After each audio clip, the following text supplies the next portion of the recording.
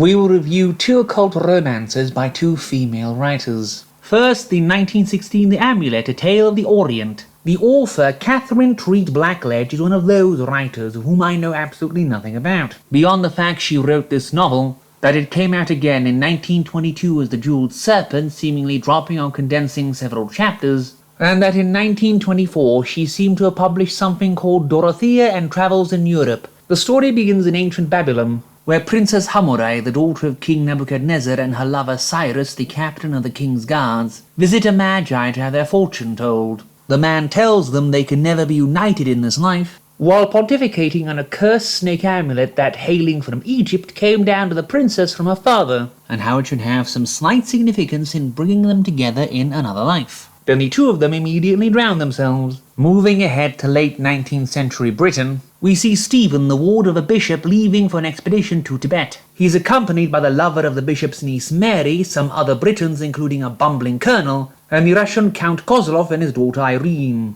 Stephen, of course, falls in love with Irene, who is being used by her wicked stepfather, the Count, who embezzled her fortune and is wanted in Russia for several crimes. Entering Lhasa, the Count procures the long-lost amulet from the Magi of Tibet. Once they venture into a living tomb where mute monks are immured alive in eternal silence and eternal darkness. Meanwhile, Stephen and Irene visit the Magi, who reveals to them their past life, after he spends 2 chapters blathering inane and tedious drivel about the progression of souls, morality, karma, etc., etc. It is shockingly tedious. The Count, being built up as the big bad of the book, then tries to kill his stepdaughter for his own ends. And then a bit more than halfway into the book he tries once, fails, and gets randomly killed by a tiger. Stephen and Irene then marry after the ghost of a dead bishop who disowned him tells Stephen they can, and open up a local school and clinic. People coming to gawk at the amulet, changing colour depending on their character. But then when their son and his friend fall into a torrent,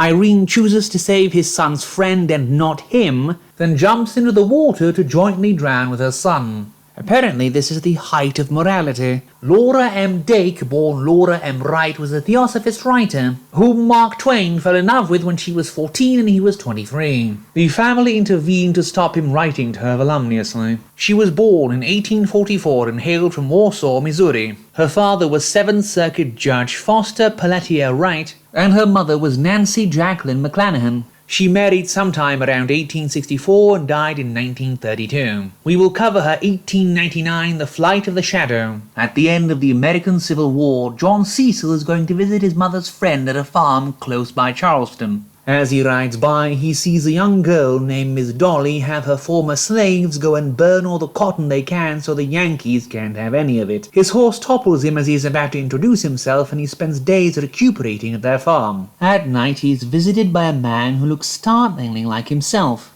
who it turns out is dead, and who briefly inundates him with some tedious karmic soul transmission self-abnegation-y type drivel, like the previous novel, but only briefly. He tells John he is himself born again, well, part of himself anyway, and how he must win the hand of Dolly to free him from being bound to Earth. Dolly being his own love from another life who was affianced to him and whose lover killed him in a duel. John resists falling in love with Dolly even after a spot of casual grave robbing confirms the dead man's story, but is just about to give in, but then runs off to Europe and drowns.